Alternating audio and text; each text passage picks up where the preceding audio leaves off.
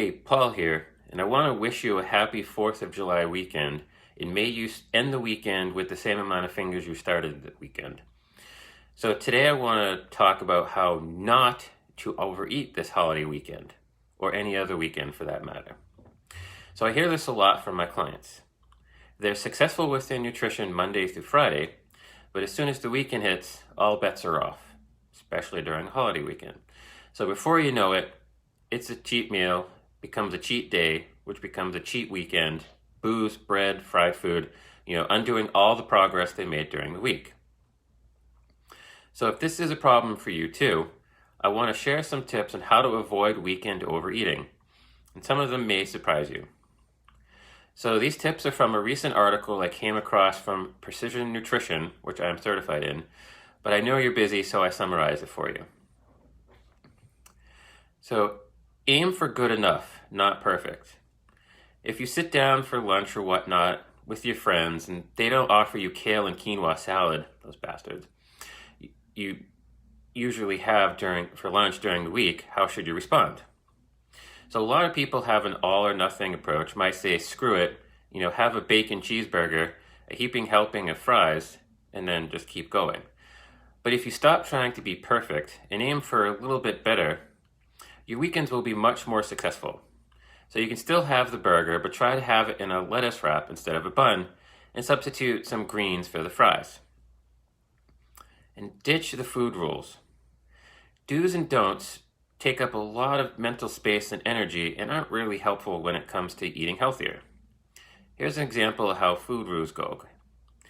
So if you have no carbs rule and your friends are having pizza and beer, how would you respond?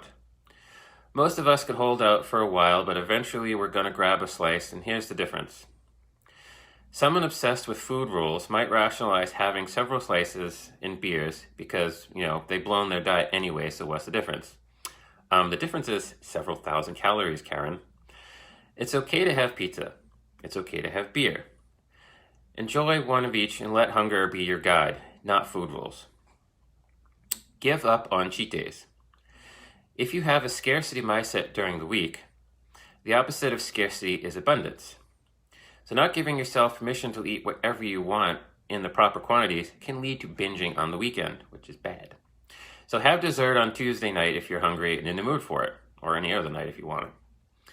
You may find this more balanced approach works better for you. And own your choices. I really try to encourage people to stop turning food choices into moral decisions. There's no good or bad. There are simply decisions to make. Own them. Don't punish yourself. And don't pat yourself on the back either. An example of how this approach can go wrong: if you turn down dessert on Tuesday night because you want to be good and behave, the boomerang effect might be eating a whole tub of ice cream on Saturday night to balance out your good and bad choices. Bad. If you do make a decision to eat a whole tub of ice cream, own it and move on. And then stop rationalizing.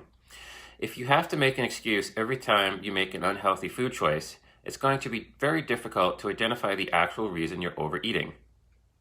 What I mean by that is, if we just write off overindulgence with the usual excuses like I was busy, I was stressed, I was traveling, it was a holiday, then we're basically going to run out of excuses.